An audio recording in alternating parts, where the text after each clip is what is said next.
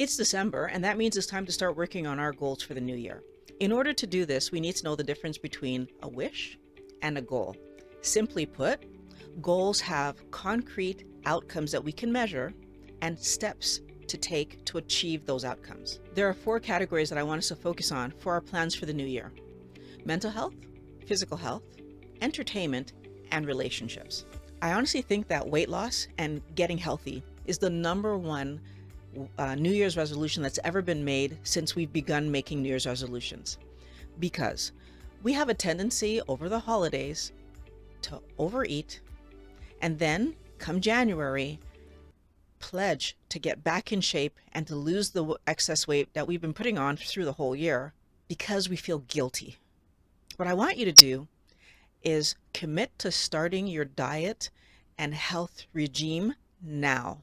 Whatever it is that you think you need to do to get in shape, we're going to start it right away, because it's much better for you to start something good December 1st, 2nd, 15th, whatever, and do it all the way through the holidays so that you're motivated to keep doing it because you're proud of yourself rather than because you feel ashamed or guilty or whatever.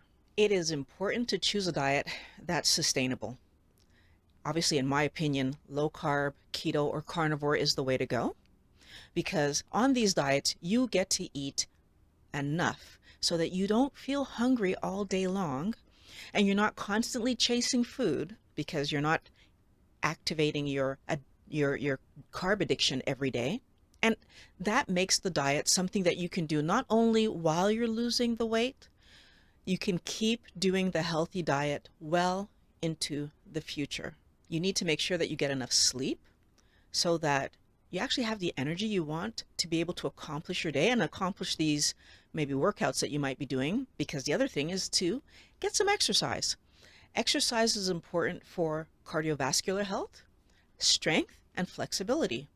I want to make sure that you understand that your weight is going to be managed by the foods you choose to eat. The exercise is for strength, flexibility, better health. At the end of all of this, what you're going to be able to do is look at your weight in terms of, like, did I lose the weight I wanted to lose? How are my clothes fitting me? Am I feeling strong enough to do my activities to lift and move around the things I need to lift and move around during the course of the day? Am I having the energy I need to do things like run up the stairs and play with my kids or my grandkids? And finally, are my aches and pains gone? Does my body feel good? In the new year, I would love for you to focus on improving your mental health. One thing that I've found really helpful is giving my mind something positive to focus on. Education, so learning something new, is a great something to focus on, right? If you think about it, when we were kids, we loved learning. We were constantly exploring the world.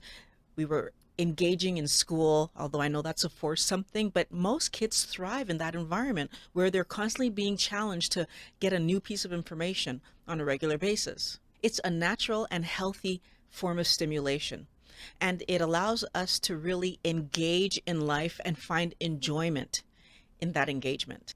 The other thing that's super terrific about having learned something is that I can turn around and I can share it. So talking to my friends and family about what I'm learning, it's exciting for me because you love learning it, and then it's exciting to share. That's one of the reasons that I made the Wellness Squad, because it's a place where people who are learning similar things, so learning about food and health, and can turn around and talk about it and just get a kick out of what you can share with someone else, and also learning from other people. Another side of mental health is self-respect. And when I talk about self-respect, I'm really talking about, first of all, how I think about me, how I feel about me. So self-respect, self-love, they're all kind of coming in here together. Am I doing the things that help me to, first of all, take care of myself? So making sure that I'm getting what I need in my relationships, I'm getting what I need in terms of care, food, and exercise, etc. But also self-respect goes to this idea of, when I take actions and when I'm living my life, am I good with how I'm being in the world? Do I feel that it's falling in line with my values and my morals, my behavior? The truth of the matter is, even if nobody else sees what I'm doing, I know what I've done. I know what I've said. out loud, but also I know what I've thought in my mind. Am I good with the way that I'm managing myself in the world? And to know if I'm doing that part well, the outcome that we're going to see is positive attitude and feelings. Like I'm going to feel good about me. I'm going to feel good about what I'm doing, but also that I'm able to manage problems. When things go wrong in my life, do I fall apart, or am I able to look at the situation and then make a plan for, so setting those goals, make a plan for what I'm going to do to fix it?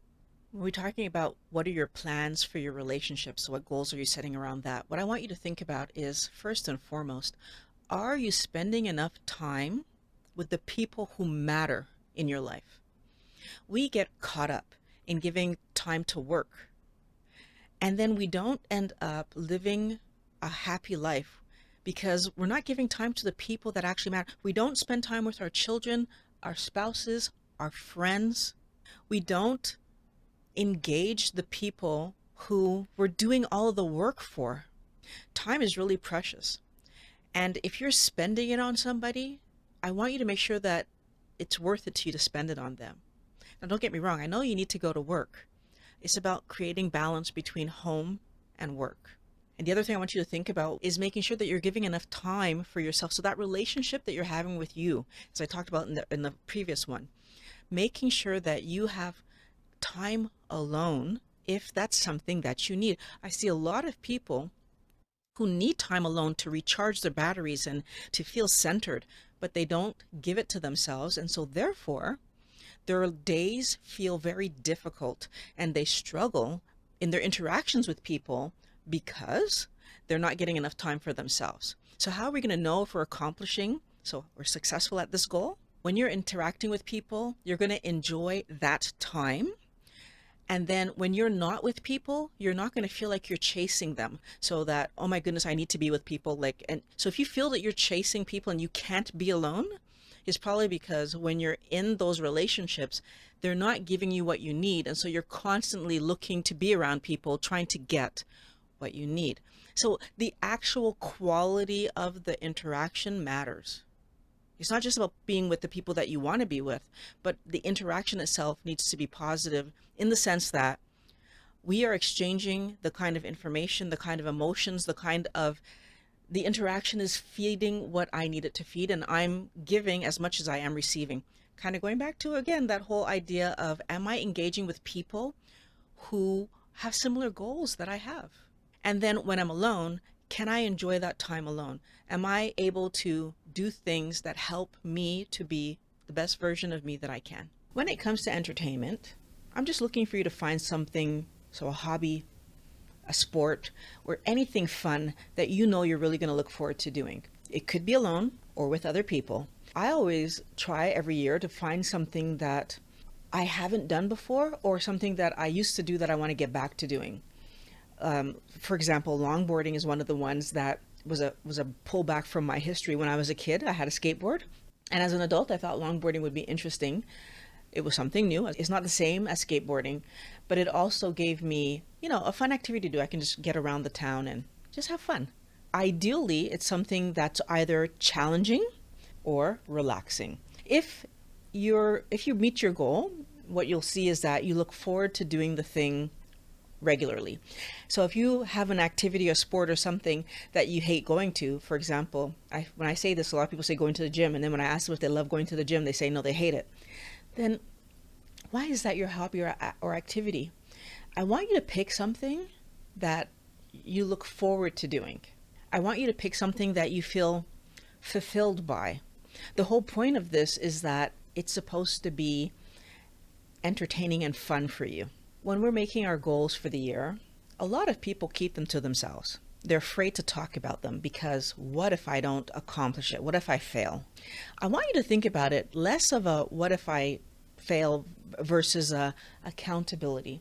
By talking about the plans you have for the future, not only does it help you to keep it top of mind, but it helps the people around you who care about you to remind you of your goal and to maybe even engage in the goal with you. Because, for example, if I have a goal this year of going for more walks, I'm sure that Pat and the kids would engage in that with me.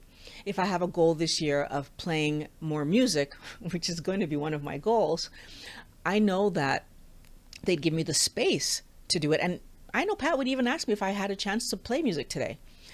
By making your goals known to the people who care about you, you open the door that they can help you remember to do them. So that whole accountability, that's why I made the Wellness Squad. Again, I want us to be in there and encouraging each other towards the goals that we're trying to accomplish. And what's really important about it is that it's from real people. So I see a lot of people putting their goals and ideas on social media and believing that that's going to keep them accountable because, well, if the world, and if there's a difference between the world knowing and the people who care about you knowing. Unfortunately, I think this is where the idea that, well, what if I fail comes in? Because the people on social media don't care if I get rid of my tummy fat, for example, or they don't care if I'm able to lift heavier things. So when I tell the world in that way, like the social media world, what I'm planning to do, and if I don't achieve it, it's not like they're coming in to say, hey, Violet, go and do it. They might be coming in to say, oh, I knew you wouldn't do it. And that's not going to help me to make new goals in the future. I want you guys to do this in a way that helps you to make new goals in the future. And the best way to do that is by accomplishing the goals I make today. So in 2023, if I hit my goals, or at least most of my goals, I'm going to be more encouraged in 2024 to make more goals.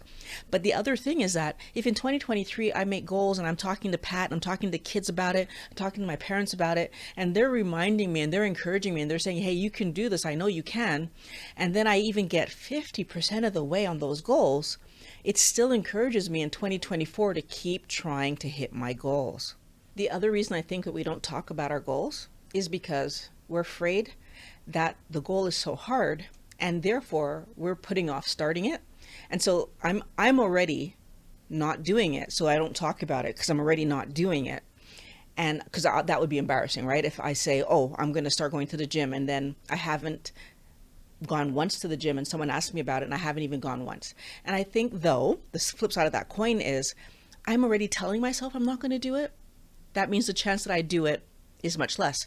If I'm talking about my goals or even things I would like to accomplish, for example, I'm talking to my dad or my brother about it, and I'm talking about, I would love to do this, but it's not happening because that's just my reality in that moment. That conversation might help me get some insight as to why it's not happening, first of all. But second of all, which has happened to me in the past, my brother might say, well, if you really want to do it, we'll go together. And now I have a buddy to do this with. And of course, now I end up going. Now, for me, the gym was something I hate. And so my brother still goes because he loves it. I don't go because I hate, but I had to go through the process of engaging with the activity to really figure out that that's not the way that I'm going to win with health.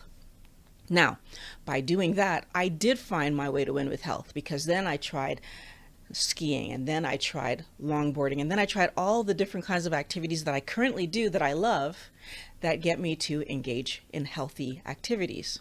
Wellness Warrior, if you want 2023 to be your healthiest year yet, create healthy goals. And if you want those healthy goals to be permanent, start now. Don't wait till tomorrow. If you put it off till tomorrow, tomorrow won't come. Start today. So go into the description. There's a link to the Wellness Squad if you want some accountability and some support. I'll be in there to cheer you on to accomplish your goals. And put in the comments what you plan to do. What's on your list for 2023 that you're starting right now? And check out this video on how to eat healthy all the time, because we're going to start right now. Click on the link and I'll meet you over there.